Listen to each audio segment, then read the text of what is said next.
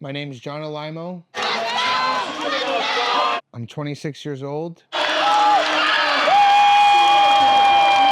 And I'm a professional strongman.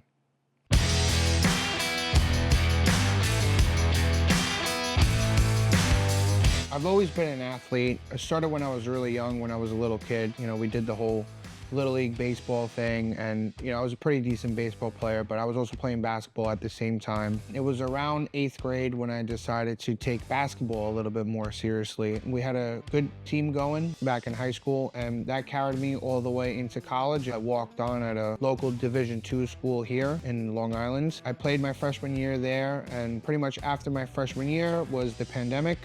2020, we pretty much didn't have a season. I decided to transfer to another school and change directions and kind of quit sports and quit basketball. I decided not to be an athlete. I was left with kind of like an empty void of not knowing what to do and not knowing who I was, because being an athlete was my identity. So in the process of the kind of 2-year stint that I didn't really do anything athletic, I did kind of let myself go a little bit. You know, started partying, started drinking, not really working out, and you know, I pretty much went from like 190 pounds to about 270 pounds in a year. And I remember looking at myself in the mirror and not really recognizing who I was. It was at that point that I knew that I needed to change. And where I found myself again was being an athlete in the gym, working out. So pretty much, you know, it was still mid-pandemic, and we had a little setup in my garage with some weights, and I started weight training in there. I realized pretty quickly that I was pretty strong naturally, and I had some cool feats of strength. You know, first time benching, I benched 315. You know, first time squatting and deadlifting, I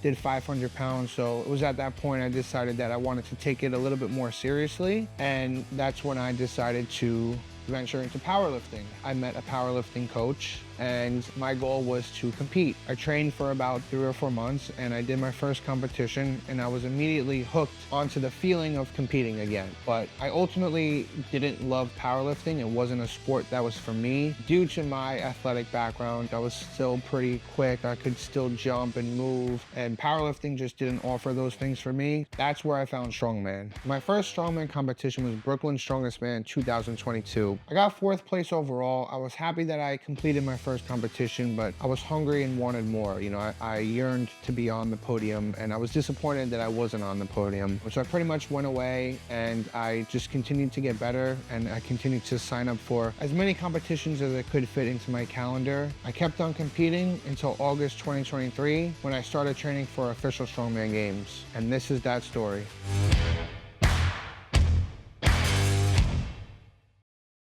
Official Strongman Games is an international strongman competition. Professionals and amateurs compete over the course of 3 days to see who is the strongest athlete in the world. OSG 2023 takes place between December 1st and December 3rd in Charleston, West Virginia. Over the course of that weekend, athletes in 24 weight classes, 12 for men and 12 for women, will compete in 2 events on Friday and 2 events on Saturday. At the end of those 2 days, the top 10 athletes in each weight class will move on to the final events, which is held on Sunday. The number 1 athlete in each weight class will be declared the strongest athlete in the world. I'll be weighing in and competing at 105 kilograms. The competition holds 6 events across 3 days. On day 1 is the press medley and the frame and Denny stone race. Day 2 is the deadlift medley and the go ruck medley. Finally, on day 3 is the sandbag toss and the Atlas stones. Before I can even get to OSG, I have to qualify. In order for me to qualify, I have to submit 3 videos of 3 lifts: a deadlift, a log, and a farmer's hold. The qualifiers should be pretty easy to handle, but before that, I have to check in with my coach Dan first to see what kind of shape I'm in. You're doing Europes in 2 weeks or no? I am. You are? It's a secret. Really? Oh, Yeah. it's not a secret that you qualified. Oh no, it's Yeah. not, but you know, I couldn't walk until Thursday last week. After and that's the first time in 13 years I've ever pulled out of a comp in terms of not finished. Yeah. So Yeah. that bad. The injury was that bad. I thought it was sort of, you know, completely, that's it, done. But no, I went and had some shockwave therapy on Thursday. What is shock therapy? Shockwave, it's Oh, called. shockwave therapy? It's this machine that sends sound waves through your tendons and muscles. Really? it hurt like shit. Really? Really? Yeah. But you know, I'm one of these guys that's, if it's gonna make me better, just fucking do it. Yeah, I don't even care, yeah. How much it hurts, Yeah. If it hurts, it hurts, and I'll get over it. If it makes me better, I'm better. Yeah. I gotta look into that. I've never even heard of that. So I work under MST Systems, which is essentially like one of the more well-known strongman coaching companies. They are based out of England. It's ran by Shane. I work underneath Dan. You know, basically was scrolling through YouTube one day and I saw some guy talking about strongman, and of course I was still new and exploring the sport, so I clicked on it to gain more knowledge and gain more information, and it was Shane, and he was talking about a topic, and it interested me, and I, you know, liked what he said, and I liked a lot of his philosophy, so I continued on following them for some time, and I saw a story one day on Instagram saying that he had some slots available for coaching, and I swiped up and booked an appointment with him, and the rest is history. I've been with them for almost 3 years now. If you want to mock up any sort of OSG video, we've got time to do that. You know, we'll find out where you landed in terms of the qualification. Then we probably want to get on to prepping for OSG pretty much straight away. Yeah. So, introducing some of those events like the frame and the ones that I'm thinking like are the frame and the dinnies. I already got the handles. I ordered them. They're in the gym, yeah. The other one would be just getting you sort of conditioned for the medley. That's Yeah. Like I know the deadlift ladder is heavy and shit, but Yo. It's not one of those ones that you've got to aim to finish. Nobody. I mean, I would be surprised if people do. Yeah, you've got to be. The only aim with that is fast and complete as many bars as you can quickly.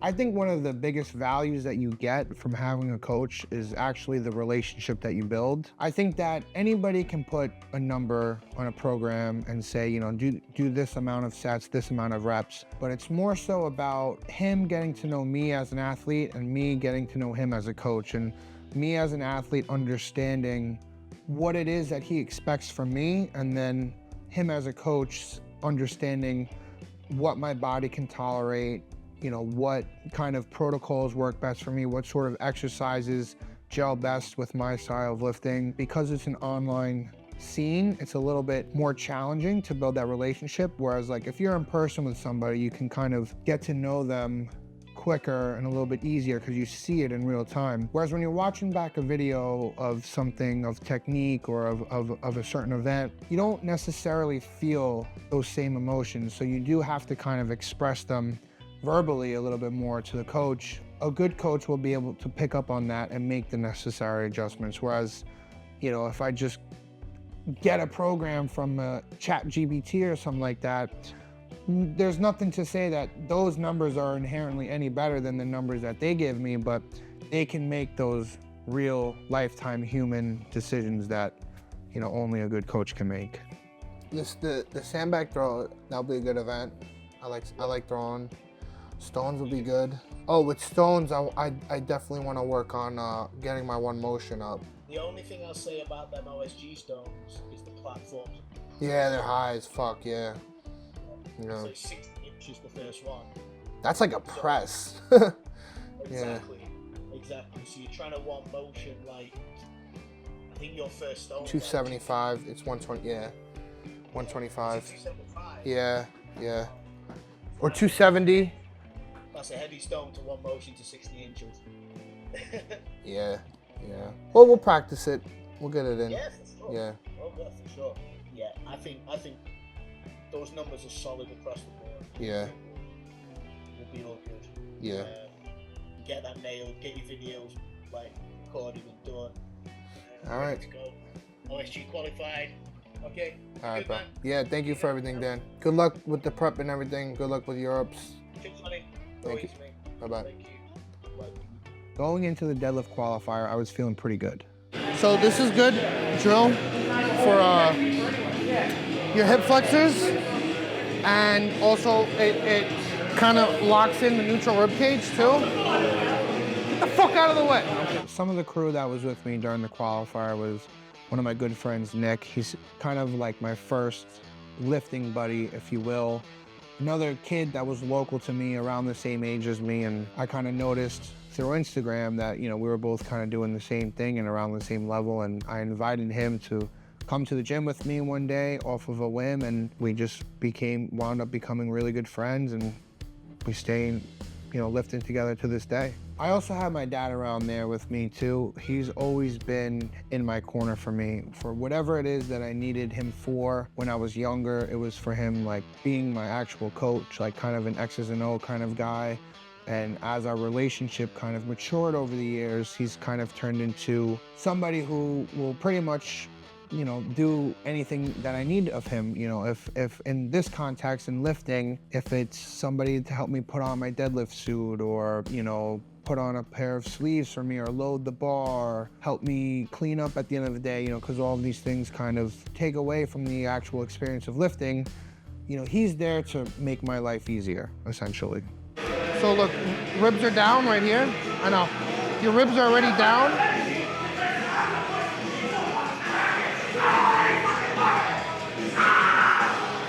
I definitely like having people around when I'm trying to hit a lift like this. The more you can kind of amp yourself up, the more you're gonna get out of the lift per se. And having those external factors come into play do amplify the experience. So when people are yelling and the music is playing and people are rooting for you and cheering for you, it does make you stronger in the moment.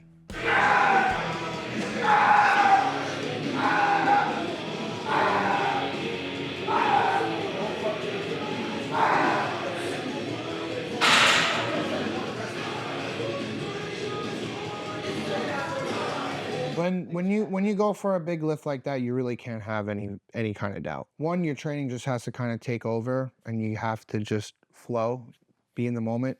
And if you kind of second guess yourself, it's not gonna go. So a lot of times that's why you turn to the aggression. That's why you turn to the hype, because it just makes you not think. You just do. So I'm just gonna do it, right? Keep the video rolling after I'm done, and then just get the thing. Oh, I'll do it. Clip it up, and then basically I just have to go like this, like 1, 2, 3, 4, 5. Like just show that it says 45. You know, the 25s and 10s and all that, and then just for extra points, I'm gonna have that plugged in, and I'm weighing those clips too. You should weigh right after the lift. I'm gonna show the weights, and then. Well, the clips are gonna come off first. It doesn't make a difference. Right. So that's how we're gonna do it, all right?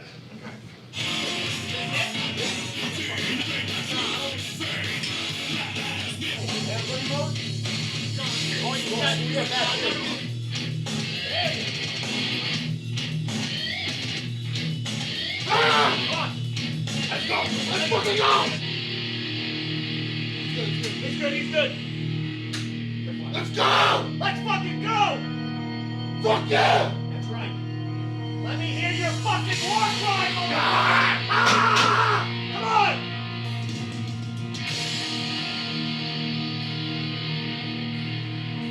Don't you stop fucking pulling! Yeah! Not this shit! Yeah! Let's fucking go! Everyone fucking left train! Let's go! Let's go! Holy fucking shit! Fucking get it! Why was that better than his last set? You wanna weigh the clips? Got it! You wanna weigh the clips? Hi, John. You want me to weigh them? Hi, John. Leave me hanging for like 5 minutes over here.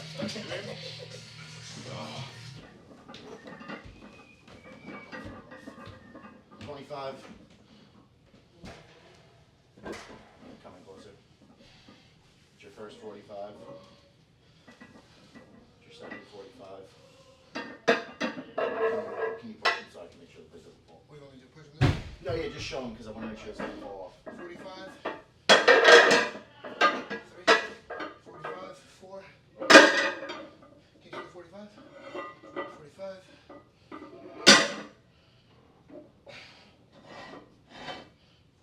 And then just come around the side so it. Alright. Yeah, just come around the side. Here we go. Let's get the side. This Does it have a weight on? The deadlift qualifier had me feeling strong and unstoppable. After that, the other qualifiers were a breeze. Once the farmers and log were done with, it was only a matter of time before I got invited to OSG. Not long after the qualifier, I got an email. I got my family and my friend Jeremy to come over so that we can all read it together. Hey, you guys want to see the email? I'd like to see it. See it. Let's see. Let's make it official. Well, let's Check it out. We just like get to see what happens. let's see if I got it or not. Wait, are you gonna come over here and to look at the laptop? Oh yeah. All right. See. It was Did in it my show finally? it was in my spam.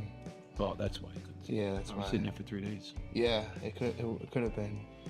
So official strongman. Let's see. Oh, it says right there. Congratulations, John. You have been selected to compete in the official Strongman Games in Charleston, West Virginia.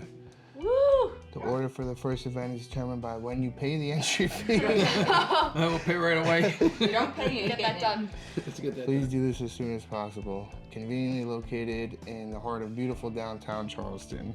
Yeah, 12, 13 weeks to cut weight. You know, I mean, that's the easy part. The training. Training, you know, man, scheduling everything with work and sleep and everything. It's like, You'll get it done. Yeah. it's hard. It's tough. It's a grind. The last 2 weeks of the prep will be interesting because the 22nd is Stevie's wedding. The 23rd is Thanksgiving, and the 24th is my birthday. And I weigh in 6 days after that. So, one of the many sacrifices you have to make. You know, that as Yeah. an athlete. yeah. Unfortunately, that's the way it works. Missing out on Thanksgiving You meal could be too? training for a fight. You could be training for a wrestling match. Those guys all got to do the same thing. Those are the sacrifices people don't see. Yeah. You know? The thing is, what I'm trying to work towards is I'm trying to build my online presence, right? So if I go to the show and I do really well over there, I'm gonna get a lot of attention. If, you know, I have coaching available, you know, I might pick up 20 clients from that. I might pick up a sponsorship, you know, I might pick up whatever it is. So it's like, in a sense, like you're competing, obviously you're competing for yourself and for everything, but there is perks to doing well. Like, I mean, they have, I don't know, like 20,000 Instagram followers and, you know, a lot of eyes are on He's gonna it, be so- the Conor McGregor of strongman.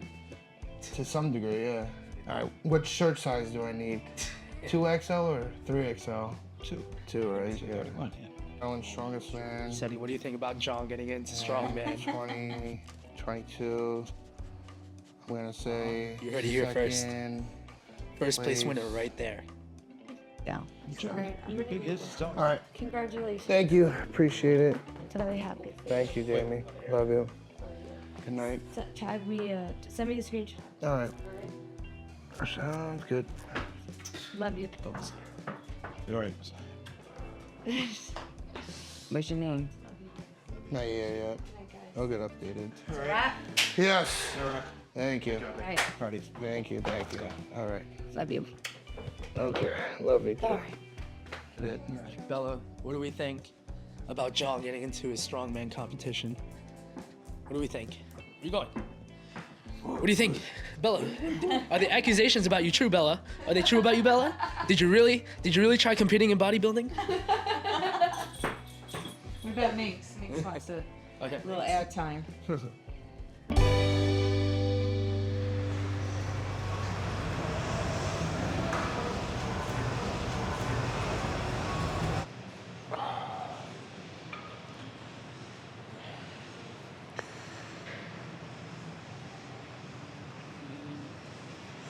Deadlift day today. We're working on the deadlift ladder. So we got 3 bars set up right now. So we got, not the one all the way back there, but 1, 2, 3. So the first 2 bars we're gonna load up to 635 and 675 today, and then the last bar is a special bar. You can't really get it at too many gyms. It's called a mammoth bar. So what that means is it's an extra long bar with more whip. It has more bend. This gym has it, so that's why we're here today, training here. And the third bar we're gonna load up to 725. to simulate the last bar of the deadlift ladder. So should be a fun day. Deadlift is probably the rawest and most pure test of strength. It's purely just picking up the weight and nothing else. It's something I'm confident in. It's something that I've always naturally been pretty good at, and it's an event where typically I look to get a lot of points on deadlift. So I had to wear something what's known as a deadlift suit. It is a one-piece neoprene suit that compresses your body to give you more tension to generate force off the floor for a deadlift. So if you can imagine a coil that is compressed together, and then when it releases, it has the force of the compression to make it, expand outwards faster and more explosive. That is essentially what the deadlift suit does, is it gives me more of a brace, more of a bounce at the bottom of the deadlift.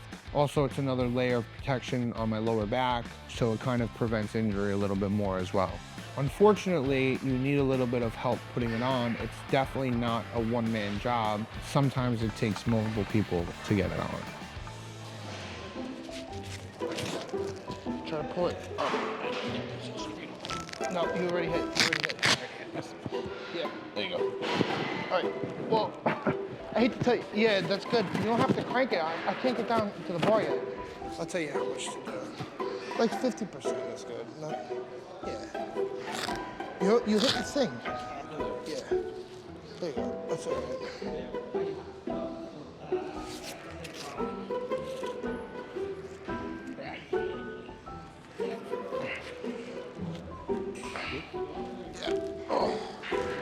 No, it's good. That's perfect for now.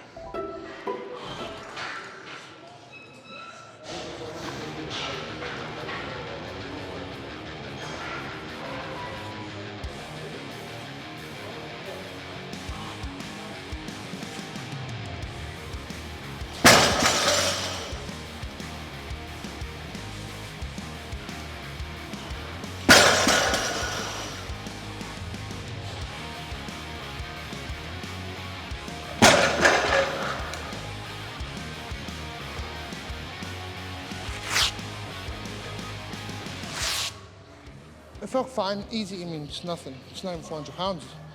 It's just getting down, like when I get the suit on at first.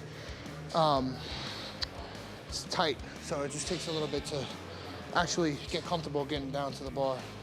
But it's nothing, it's fine.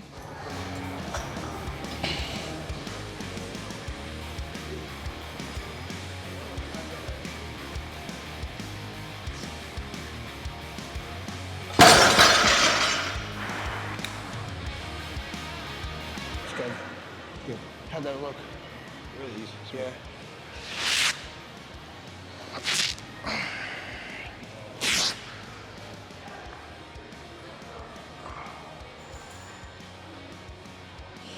It's just a little too high up. It's like, I feel my testicle in my stomach. Is that a good feeling? No.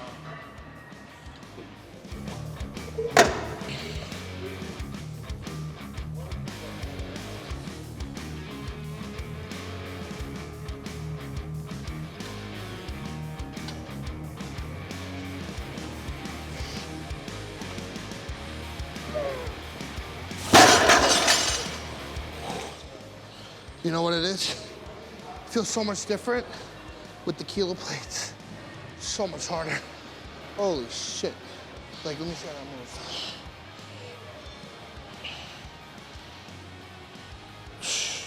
Probably, we should have used the bumpers in the metal 45s. All right, unstrap me. We'll do it. Unstrap me, we'll do it.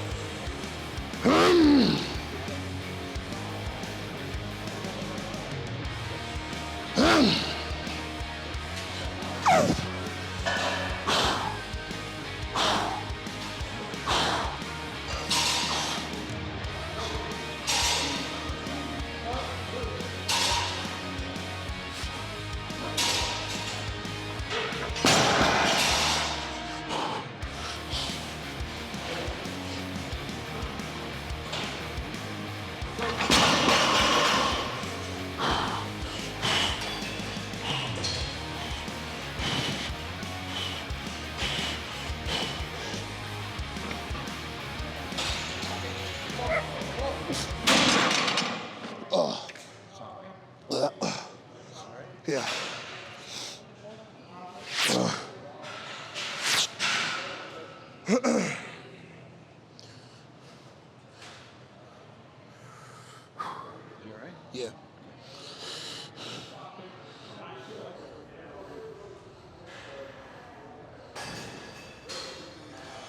I mean, I think I'm just gassed.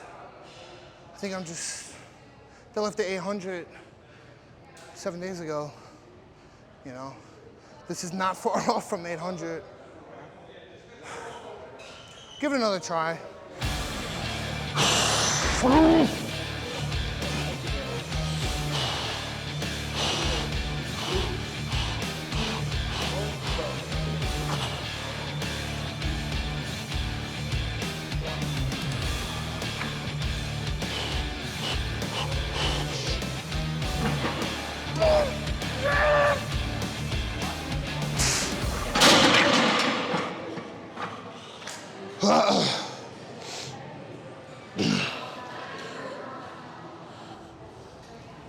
Three, two, one, go.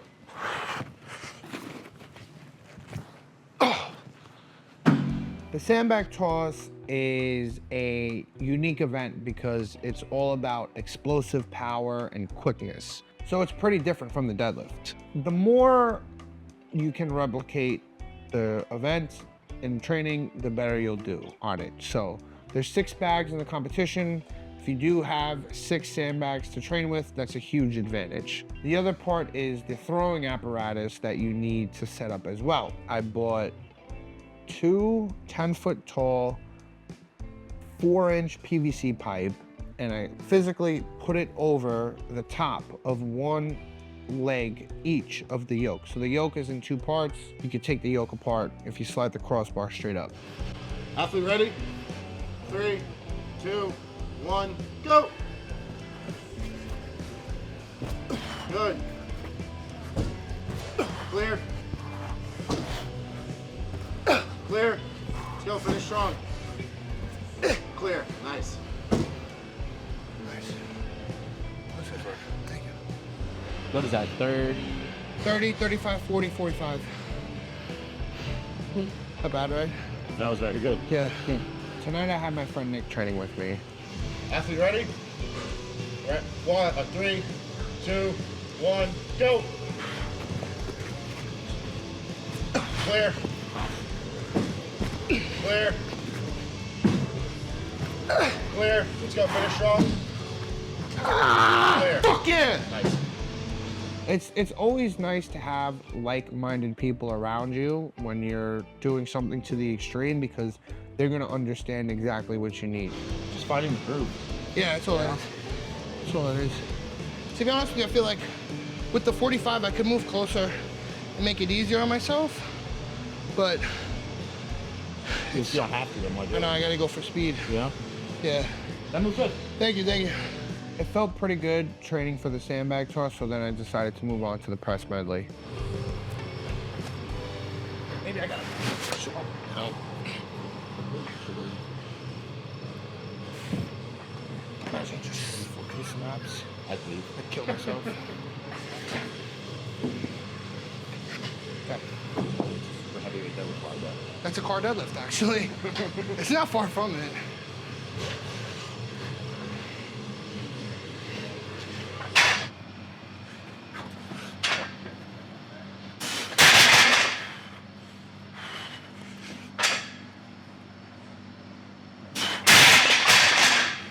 The light. You know, I was very lucky to have multiple people like that in my corner for the show because it really did help my prep a lot. A lot of these events, the setup alone was very difficult. The overhead medley was 4 different objects. The deadlift medley was 5 different bars. They were not events that you can just go to the gym by yourself and train. You did need a little bit of a team to train it efficiently. Is my lockout good? Yeah. You would give that to me? You're holding it, yeah. I know, but my head doesn't come through really. Like, You're locked out. I'm locked out. Your head's through. I got a fucking fat. What is it? Whatever this is called. Chin. Yeah, you do realize, like, what strongman is, right? Power neck. There's not gonna be a single heavyweight or almost No, heavyweight bro. OSG that's gonna have like a. They give them such easier down commands, bro. Well, yeah, because they're like, it's gonna be quick too, right? Because you have to do charging them up. Hey, you want to report him? I'll look from the side, see if his head comes through. Good.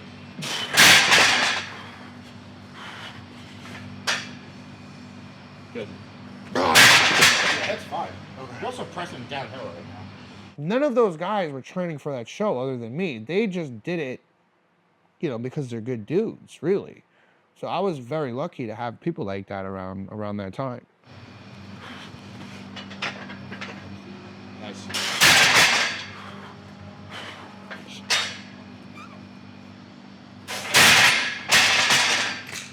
That's kind of light. I might try comp weight. Just like an extra 15 pounds. Yeah. Oh.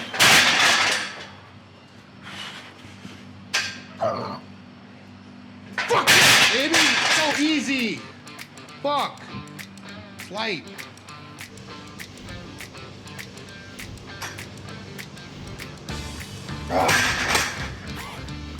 My family has always been a very athletic family from the start. It derives from my parents. My father and my mother were both high-level athletes. My father, who was a third-degree black belt and professional kickboxer, he really got the ball rolling in terms of getting me started early as an athlete. And my mother was also very athletic as well. She was a professional dancer.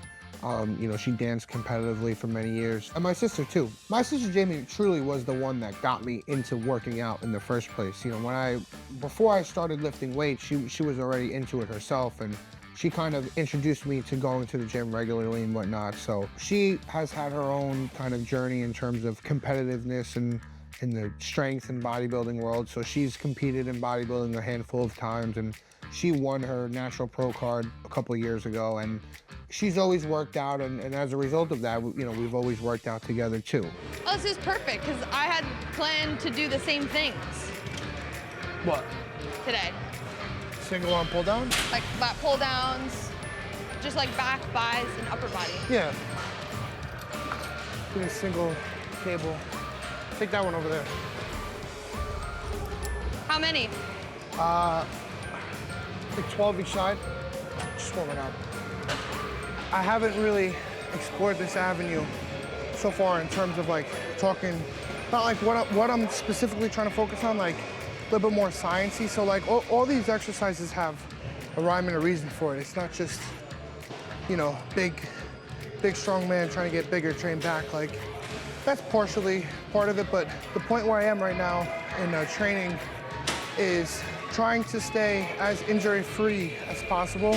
So with that being said, all these exercises are selected with that in mind. When I'm doing this exercise, I'm trying really hard to get a nice stretch in my lats, trying to open up my lats and strengthen my lats so that when I do overhead presses, I have more range of motion and more stable overhead. So that is a little bit different. And a lot of people on the surface don't see that part, but that's what I'm keeping in mind when I do these exercises. So.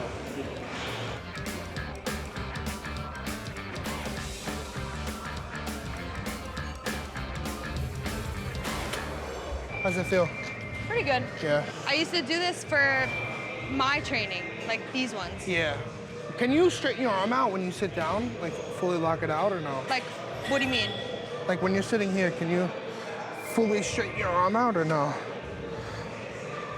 Because I'm here. I come to here. I can't fully straighten my arm out. Yeah, I wish I could. Because I got long limbs. Yeah, I know. Joey said wanna, I could scratch my knees without moving. Yeah, pretty much. It's not high enough. It's too low, Yeah. basically. Are you doing biceps? Yeah. What are you doing right now with biceps? Well, no, I'm doing shoulders. I have one more, and then whatever you're gonna do. I'm doing preacher curls. I'll do preacher curls. So should I wait for you? No, you could start. Go ahead and grab a What are you bench. gonna do? Should I do them over there or over there? Where would you do them? On the preacher curl or just on a regular Let's do it bench? on the preacher curl. Grab a dumbbell Yeah. then. Just bring over a dumbbell. Okay. What the hell is that? The 10. Preacher curls are harder than normal curls. I can only do 15s for normal curls. You could use that as a fork for your dinner. Well, I actually want to use a bar. I like the way the bar is better. All right. Don't make fun of me. Looks so small. You had it underneath your sweatshirt. What? You had it underneath your sweatshirt, like you could walk out of the gym with it. That's how small it is.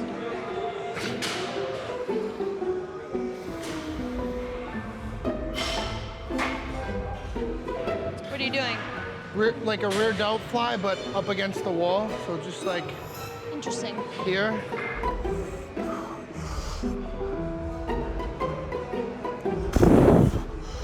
I'm probably just gonna do them like here. Yeah.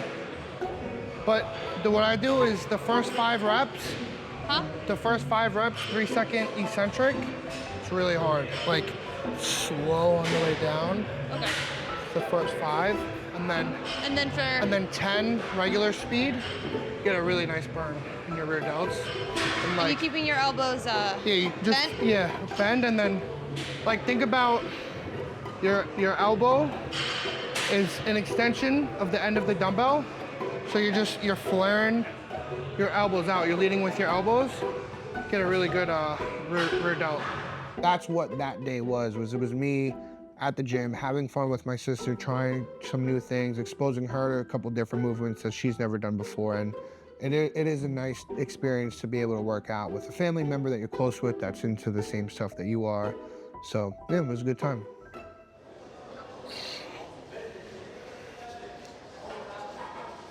Normally I feel pretty good when it comes to frame. This frame in particular was really heavy.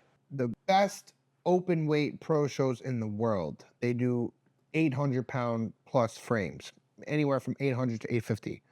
We're 100 pounds lighter than those guys, and we're doing a 750-pound frame. It is a good event for me on paper, but this event, with this weight in particular, really pushed my limits. It's a very grip-focused day. A lot of grip, so the chalk is essential on the hands for today's performance. So this young line. Yep. This was a very annoying day because there was a lot of little things that just weren't going right for me. What? It just was uneven and my hands weren't set and I felt my grip slipping a little bit. So I just put it down. I got these fucking calluses, so you gotta get them shaved. You want to file it now? I got to file on the car. I don't know if that's gonna do anything, do you think? It'll smooth it out a little bit. Yes.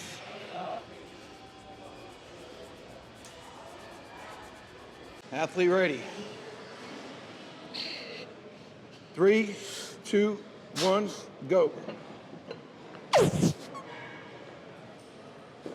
Ah, I fucking tripped. Hand. Oh.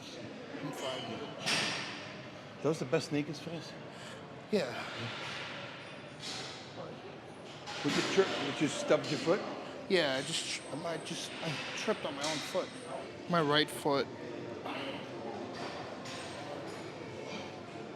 Right there. Just. I want to redo that. Yeah, of course. Take your time. Let it sit. How are we gonna get it back? Unfortunately, I can't help you with that. Just gotta take all the weights off. Huh? Just gotta take the weights off. For us to lift it, you're saying? Yeah, I'm not carrying that back yet. No, wait. Just wait. No rush. No rush.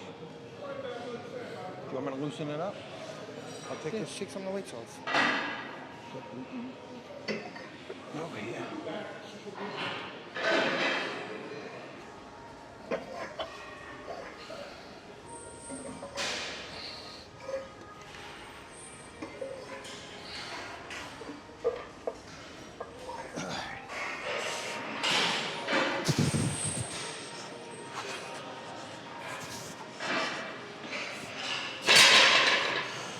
I'll load it. Just rest. I'll load it.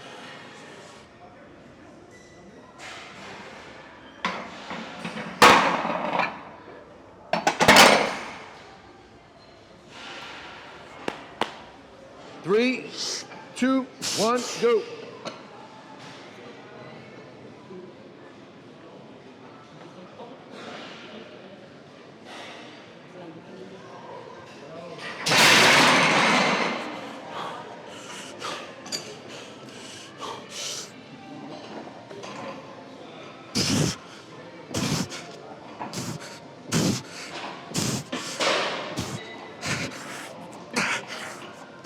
One more, one more. Ah!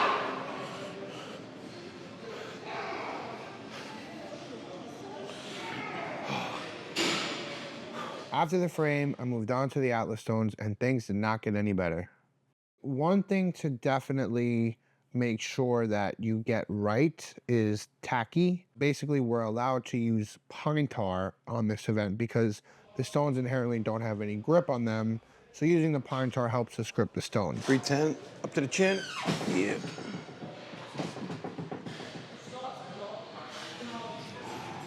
Take some deep breaths. Athlete ready. 3, 2, 1, go. Easy work, let's go, easy work.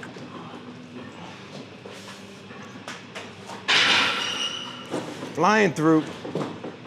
I got you. That's 3, here we go, give it. The chin.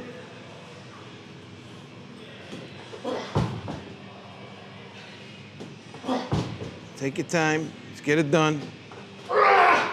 Like the block, get that lean. All right, you're good. It's fine. Fuck! Fuck!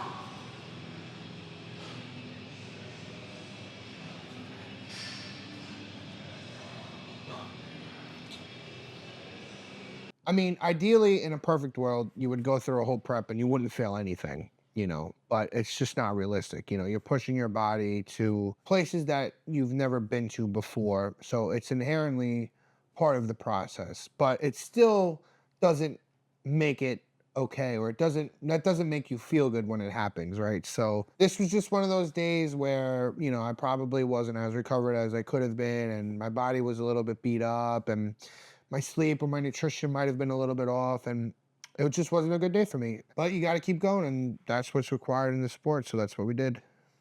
Squeeze it, roll it up, and get it done.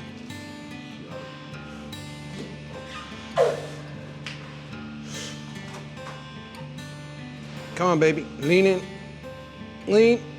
You got it.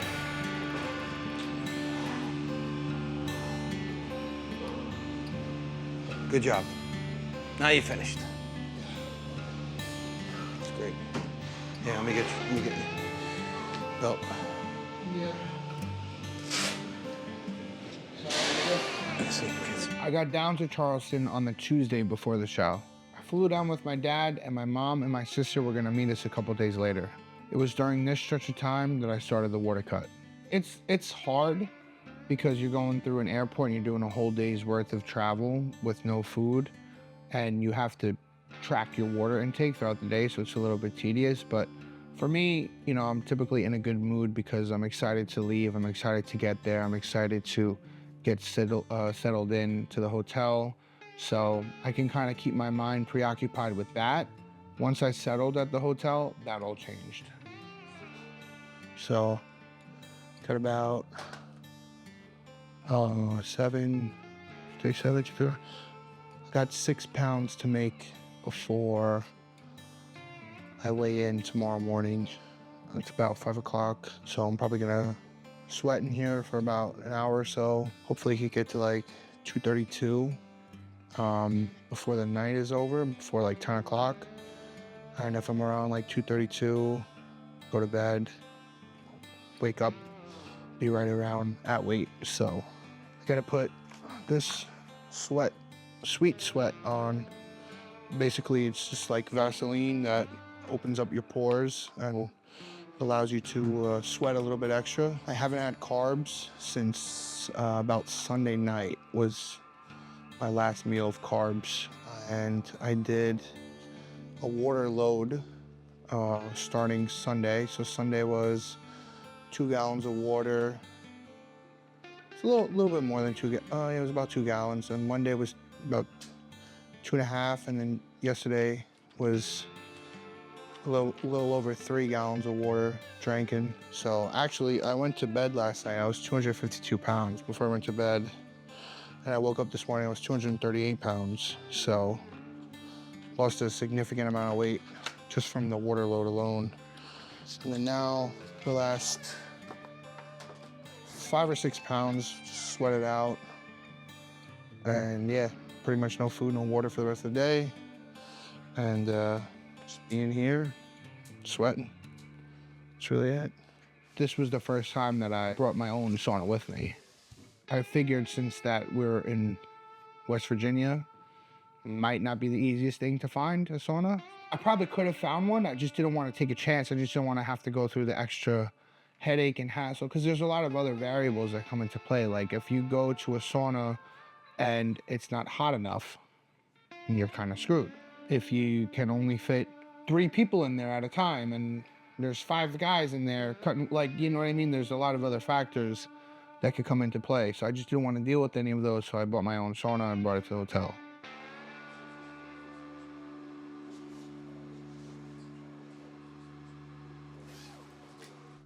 The last like 7 minutes in here kind of suck because, like, I don't know, my fucking heart just starts racing. Like I can't. It's like you can't breathe almost.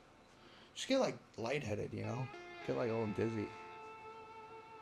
But I mean, like right now, like if I were to just stay at this like setting, I could survive in here. But you get hotter as you stay in, the longer you stay in. Is the temperature getting hotter, or you're feeling it more because Yeah, you just feel it more. Yeah, it's like, let's say it's like 140, 150 in here probably. But your body temperature starts to increase, and then like you'll see like my face will start to sweat. It's not because my face is in the sauna. It's like fucking hot, you know. Like you ever see like a fat guy like eating, you know? He's not like doing anything. He's just, his body temperature is so high. But people celebrate like making weight, right? It's like this big accomplishment. Like, oh, I made weight. It's like we were supposed to make weight. Like you haven't even lifted one thing. You haven't even gotten 1 point in the competition yet. Like it's not, to me, it like, this is not hard because this is like, this isn't the competition. You know what I'm saying? Like this isn't the competition. So competition is what, it's hard, but competition is also the fun part because, you know, I feel like a caged lion right now. Basically, like, just pacing back and forth, just waiting for them to open the gate so that I could just fucking go run in and attack, you know? So, I'll be honest, what sucks is every time I look at the camera, I look at that box of Rice Krispie treats behind you. Damn. So, 1 more minute.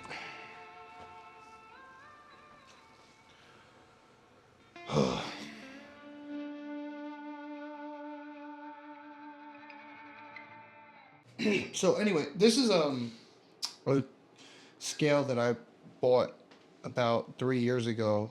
It was a really good investment, so it was pretty cheap too. It was maybe about $100, but it's a calibrated scale. So essentially what that means is it's like accurate to like 0.1 kilogram compared to your regular bathroom scale, which could be off 3 or 4 pounds. When you're cutting weight, that's huge. So I just switched the mode to kilograms because I weigh in kilograms. So I have to make 105 kilograms tomorrow morning, and I have to be in underwear. So I'm gonna see what I weigh right now in kilograms.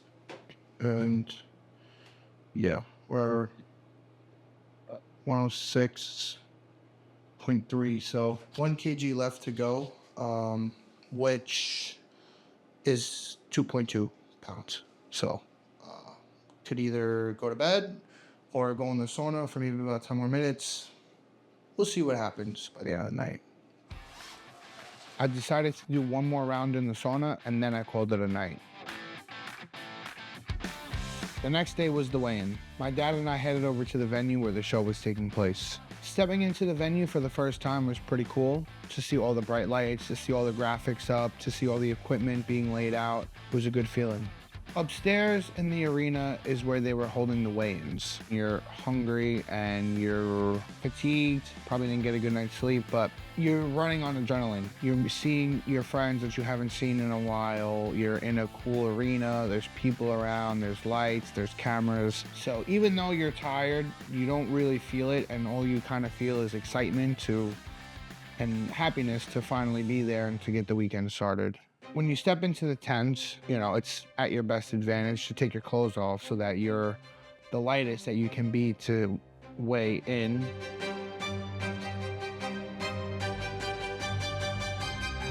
I go into the tent, I step on the scale.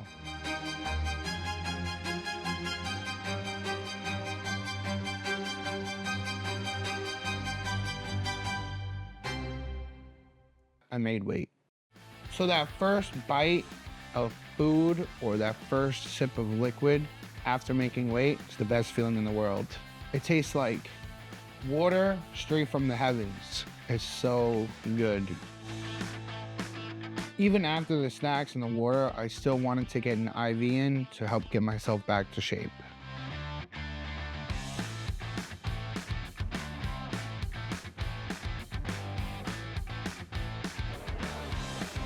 After the IV, I went over to the poster, I signed it, and then I got my pictures taken. It's nice because a lot of strongman is unregulated, it's unsanctioned, it's kind of the promoter's discretion to make things up. So inherently, the feeling of like professionalism isn't always there, but it's nice to be able to go to a show, and as it should, because it's the best of the best in the world, to go and to be treated like a professional athlete and, you know, have some perks and whatnot of being there. It adds to the overall, you know, aura and the overall vibe of the weekend of, you know, this is serious business and people are here to do serious things.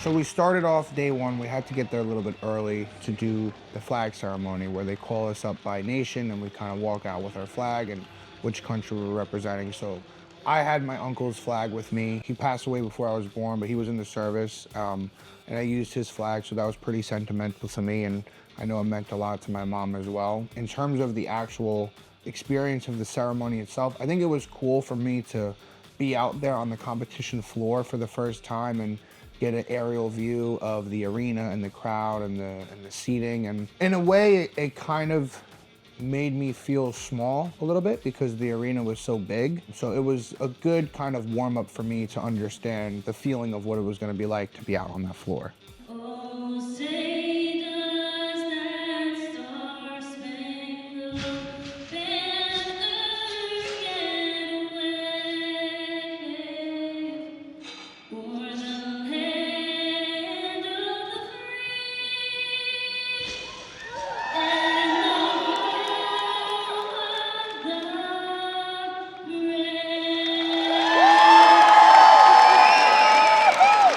After the flag ceremony, it was time to get to work.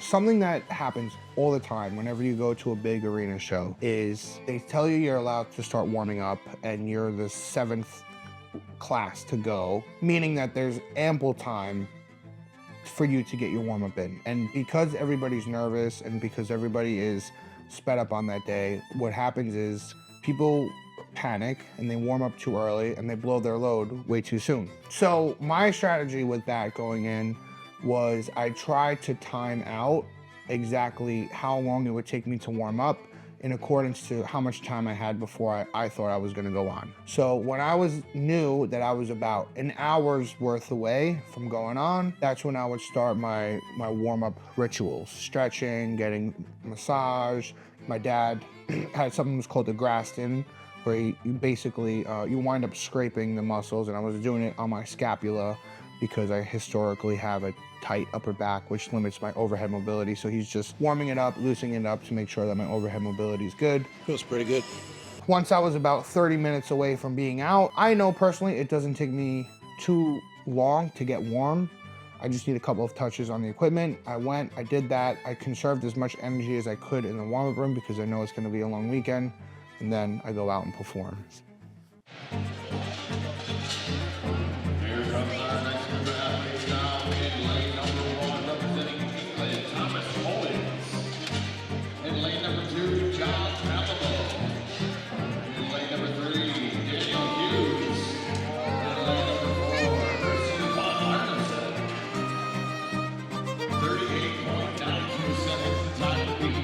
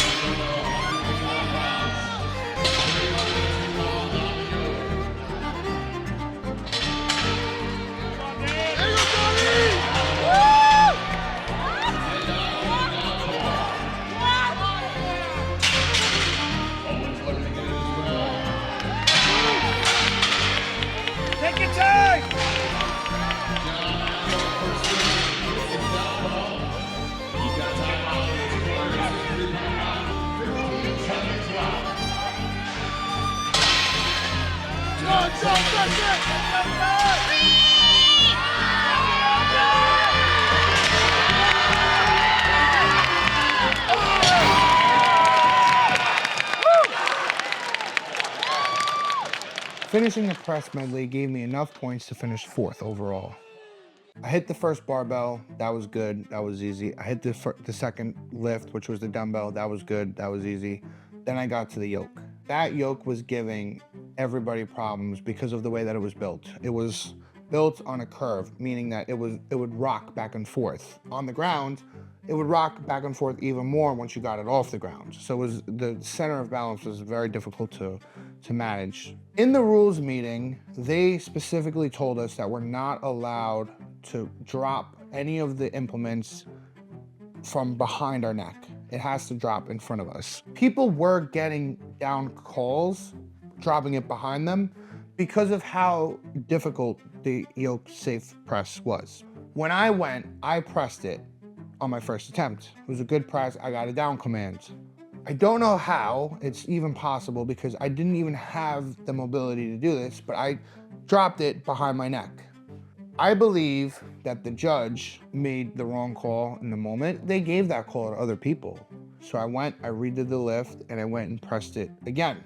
I personally think that this wound up playing in my favor because then when I got to the block, I pressed the block, but I didn't have a strong, sturdy lockout, but he gave me the call, and I believe that it was a bit of a makeup from the last call. And it wasn't like I went in with the intention of dropping it behind my neck.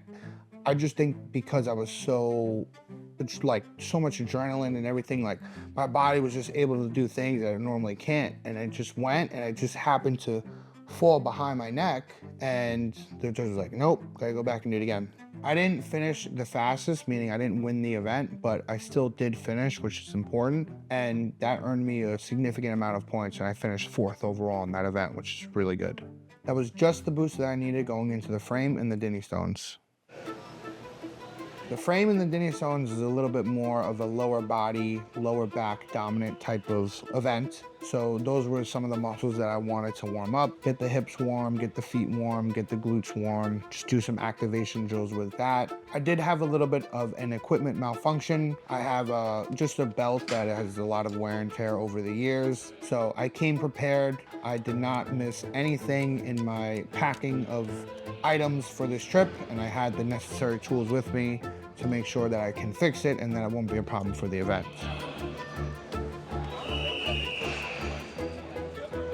Our 11th and final heat in the men's 105 class. In lane number 1 of the United States is Johnny Alimo. In lane number 2 from the USA, Legion Hines. In lane number 3 from Canada's Isaac Games. And in lane number 4, your third leader is gold shirt from Austria, Manuel Vascari.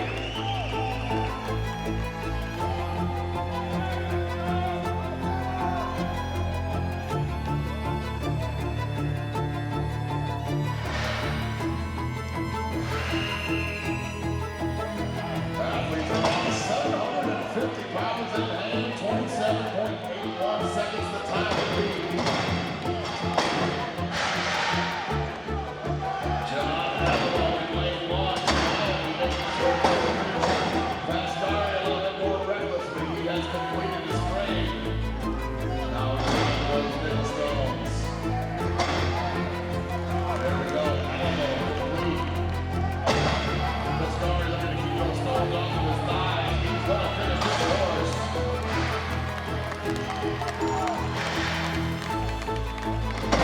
20 seconds remaining. 15 seconds. Under 10.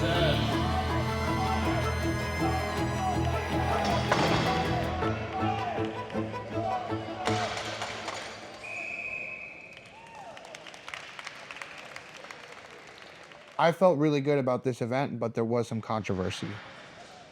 The handles on the frame were a lot thinner than people expected. The weight that we were all using is a heavy weight for most competitors. It's a pretty challenging weight. The frame handles were skinnier than what a lot of people practiced on. In theory, this should be more advantageous to athletes, to competitors, rather than it being very thick. The problem is that a lot of guys have really big, meaty hands. And when you're trying to grip something that's very skinny and narrow, you kind of have to let it sit in your hand a little bit differently, and it can mess up how much you need to squeeze. For me, it wasn't a problem. I would always prefer a little bit more narrow than a little bit thicker, but for a lot of people, it threw them off. That in addition to the frame being very heavy. As far as my performance goes, I completed the frame, which got me really good points to begin with. In addition to that, I also walked about 20 of the 25 feet that was required for the Dinny Stones, which secured me even more points. With all that, I finished the day in second place overall. By all means, a great position to be in for day 2.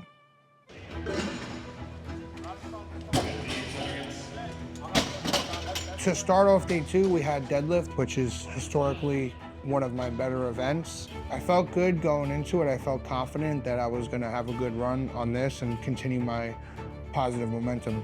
Our next week, we got a little bit of cleanup here. Let's introduce them. So we have in lane number 1 from Iceland, Christian Paul Arneson. In lane number 2 from the USA, Sean Shoemaker. In lane number 3 from the United States, Brandon Burley. And in lane number 4 from the USA, John Alimo.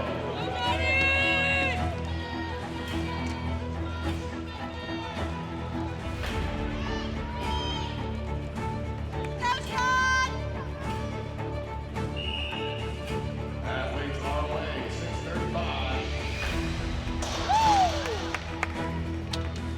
Burley the fastest. On to 675. Alamo and Burley are synchronized. Shoemaker with plenty of power in lane number 2. Just taking his time. 7.25 for Burley. 7.25 for Alamo.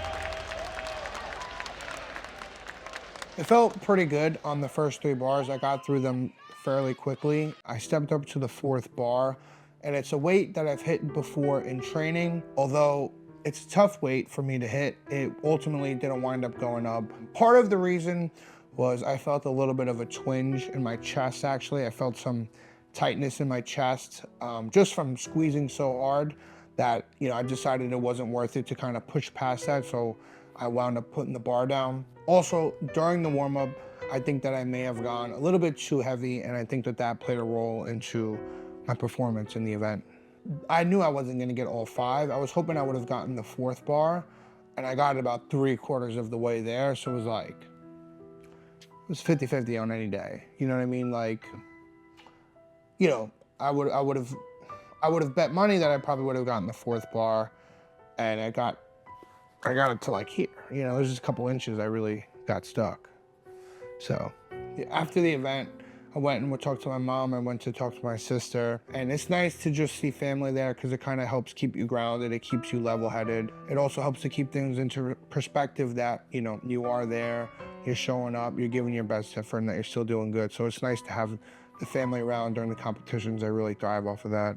Did really well. I think that the 4th one was really 765. Yeah. Your legs were shaky there. Your whole body was shaky. Yeah. It looked like really. Yeah, it's heavy. You It's think? definitely heavy. Is it? Yeah.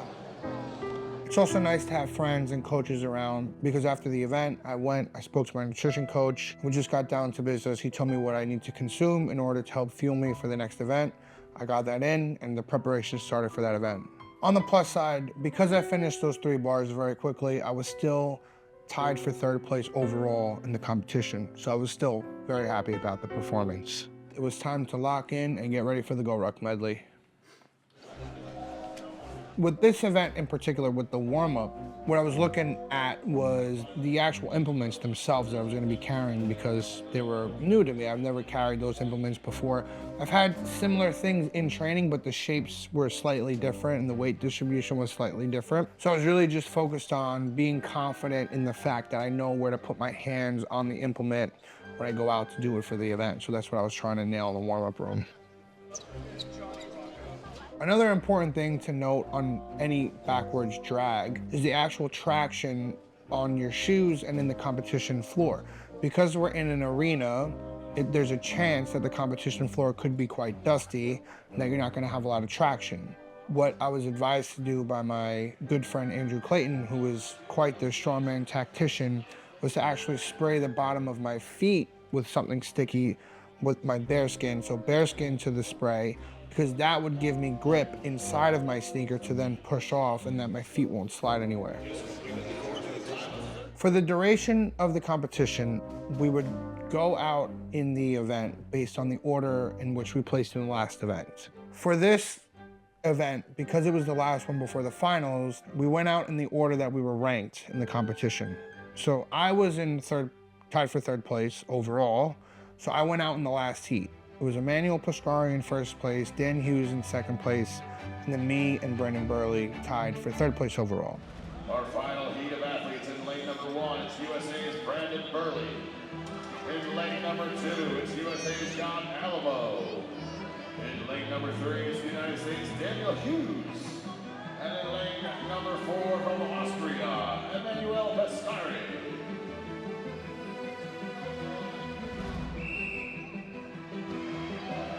34.7 seconds, the time to beat, put up by USA's Nick Hine. It's Dave Hughes. Look at the best that time. 275 pounds. There's 1,200 pounds to the side. Harvey on his drag. Dave Hughes in lane number 3. 30 seconds off the clock.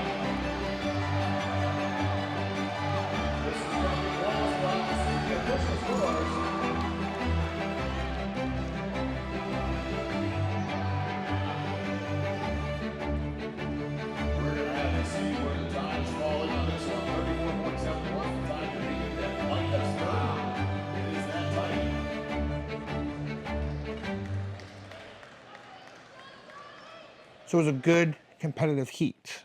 That's why after I finished, I knew I was close. I thought I actually won that heat. I knew it was going to be good points. To start the event, I got off to a little bit of a slow start with the first bag, but I really made up a lot of ground when it got to the sled. Dan Hughes jolted ahead of all of us when it came to the sled. He was the first one to get to the sled, and he had about 5-10 step lead on me. I caught up very quickly with the sled. For me, the sled felt light. I felt like I was able to move with it pretty quickly. I wound up finishing about a couple tenths of a second behind him, and somebody else in one of the other heats actually beat the both of us. So I wound up taking third overall in that event. Dan Hughes was in second. Nick Hine actually won that event in first place. Again, it was another really solid placing for me. It was the last one before the finals. I knew it was a good time, so I was hyped up. I was excited after the event, and I knew I'd be going into the finals in a really good standing.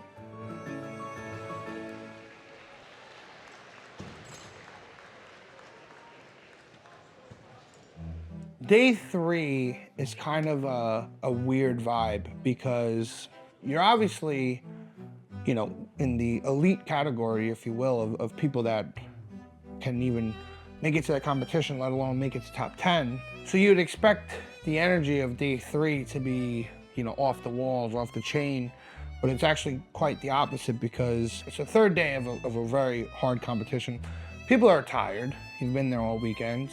But less people are physically there, so it's kind of quiet and dead, and it's kind of this weird, ominous vibe, really, of you know, people kind of fighting with everything they got. So it's interesting. It's interesting.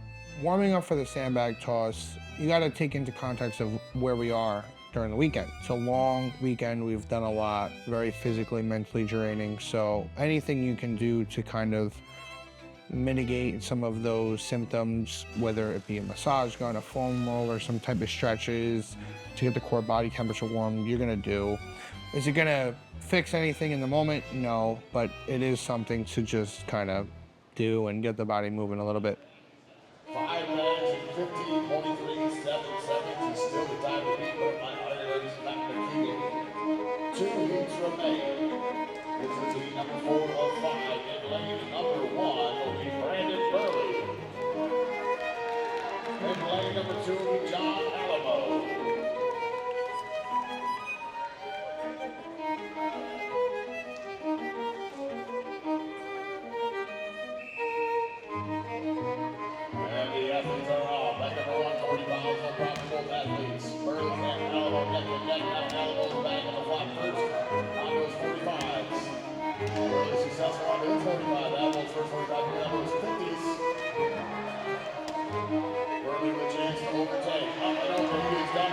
Six-man final by now, 55 pounds.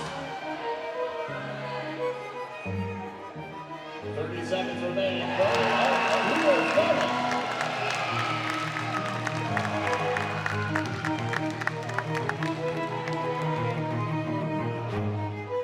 Seconds remain.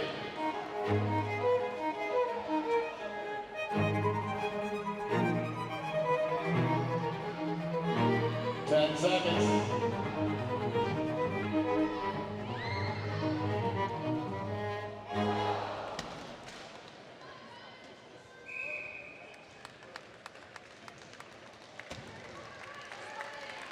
We have a new leader and a finisher of all 6 bags. He did it in a time of 30.77 seconds. It's the USA's Brandon Burley.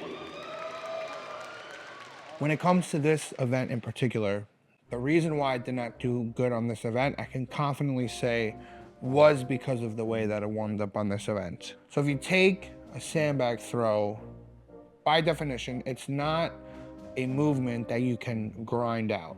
For example, on a deadlift, you can grind out a deadlift. You can get it to your knees, the bar starts to slow down, you can start to really kind of inch it up your body. With the sandbag, you don't have that option. It's an explosive movement. It either goes or it doesn't go. With that being said, you only have so many of those explosive throws in you for the day until you just kind of lose that pop. I over-warmed up for this event. I did too many throws. Why? Because I was anxious, I was nervous, I wanted to make sure that I was ready. So I did too many throws in the back, and then when it came to the actual event itself, I burnt out quicker before the event was over. The biggest thing that threw me off in that event was on that fourth bag, I was in my flow. I thought that the fourth bag actually went over, and then when I turned back and saw that it wasn't, now my whole flow is thrown off. So now I gotta backtrack, run back, grab the bag, run it forward, find my spot again, which is all thrown off because I'm out of my routine, and try to hit it under pressure now. While I was struggling with the fourth bag, you can see Burley, he's kind of on his knees and he's trying to kind of coach me a little bit through getting that bag over, and he's just giving me words of encouragement, trying to tell me to slow down and just take my time type of thing. And it kind of speaks to the overall camaraderie in the sport of strongman. The way that somebody explained it to me that makes the most sense is that you want to beat somebody at their best. You don't want to beat somebody because they had a slip up, they had a mishap, they had an injury. So I think that is part of the motivation behind why the camaraderie in strongman is so high between competitors, is because everybody wants to win, but they want to win when you were at your best, so that there is no ifs, ands, or buts about it. I finished 9th place in the sandbag toss, which put me in 4th place overall. If I want to secure a podium spot, it all comes down to the Atlas Stones. Going into the Atlas Stones, I was nervous. I had a lot of nervous energy because I wanted to at least finish with a podium spot. I think that, coming in first or coming in second was a little bit out of the question at this point. So I really just wanted to end the weekend strong, end the year strong, and finish 3rd, which I would have been really, really happy with. So, we got to warming up, and again, I was nervous. I was maybe doing a little bit too much in the warm-up room, as kind of tends to be the trend here. But, we did what we had to do, and it was time to go out and send the event. Our 4th heat of athletes, in lane number 1, representing the United States, it's Johnny Alimo. In lane number 2, USA, Brandon Burley.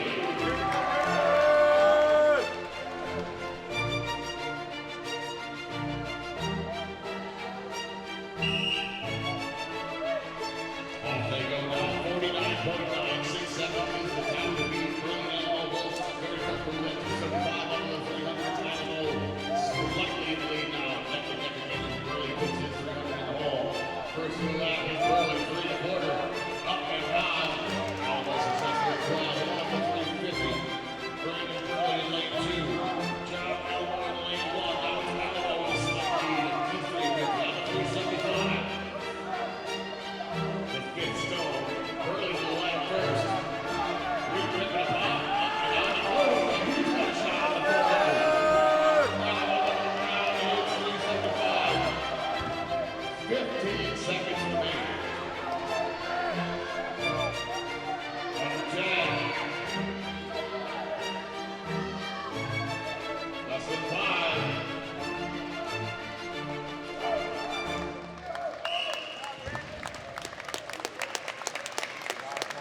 And before I knew it, that was it.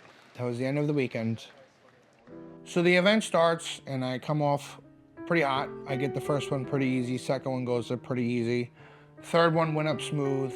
4th one went up, felt okay. Get to the 5th stone. The 5th stone weighs 375 pounds. In training, my best ever was 400. Long weekend. Did a lot of work beforehand. I guess it's about a 50-50 lift for me. And I gave it everything I had, but it just wasn't gonna go. I got stuck about halfway up. I attempted it again. Was nothing much left in the tank there for me. So overall, that was my weekend. That was the end to my competition performance, and I was definitely a little bit disappointed. Day 3, I did not do well. And there was 2 events. I placed 2nd from last and last place in day 3. Because of that, my overall placing dropped a lot. I wound up in a 3-way tie for 7th place. In strongman, when there is a tie, the tiebreaker is the last event in the order of placing in the last event. Because I was last, I dropped to 9th place overall. There's 2 ways to look at this. I finished 2nd from last, or I'm the 9th strongest man in the world, which is true. Even though I didn't end up on the podium, everybody in the top 10 got a medal. it was nice that we got some sort of physical award for the hard work and the dedication that we put in. After the Atlas Stones, I went to the back and, kind of to gather my stuff and pack up and leave. And, I kind of had a moment with my dad, if you will, where I was disappointed in myself, and he wasn't disappointed in me, but he also kind of felt the same feelings that I was feeling, and we kind of talked it out. And what I was kind of trying to explain to him, and he agreed with me, was this whole kind of process happened quickly. Going into this competition, it was a big deal for me just to qualify, and I worked really hard, and I thought that if everything went right, I thought that I had a decent chance of making top 10, which was initially my goal. So to wake up on day 3 and I'm in 2nd place overall, within striking distance of winning the whole show if I have a good 3rd day, it's a little surprising to me, and I didn't really expect to be there that quickly in my career. So it was all just kind of a shock to me, and it was a big weekend for me in terms of I met a lot of guys that I used to look up to. I used to watch on YouTube. I used to study. I used to follow them on Instagram, hoping that they would follow me back. And to be not only on the same floor as them, but to be beating them in the competition, the biggest one in the world, it was a lot. It was a lot for me to take in. So that was kind of what I was explaining to him in the moment. Since OSG, my life, without sounding cocky, has been on a very upwards trajectory. I took a little bit of time off from some serious competition training, and my next competition of mine was America's Strongest Man, which was a big one for me. I trained really hard for that show. I got 2nd place, and I won my pro card. I think that was kind of when people really started to recognize me as one of the best 105s in the world, was after that competition. I went to the Shaw Classic, another big international show. I went on, got 3rd place. I started my online coaching business, Align Strength, that has picked up a lot of traction due to a lot of my competition success, the way that I promote myself on Instagram, the content that I post. So that's been really well, because it's allowed me to live the life of an athlete, working for myself, making my own hours, being able to get my meals in, my sleep in. So that's been really big to my success, but the success has also fed into my business as well. I'm going through a little bit of an injury right now myself. I herniated my disc back in May, but I'm on the road to recovery, and I've decided to officially move out of the 105 kg class just because I've gotten a little bit too big for it. And I'm looking to make my debut in the heavyweight open category, hopefully sometime next year. I'm really encouraged by how early I still am in my career. I haven't even entered my prime yet. I know that my best years are still ahead of me, and I know that I have only more success to come in this sport, in this field, in this business, and I'm really excited for the future and everything that it holds for me.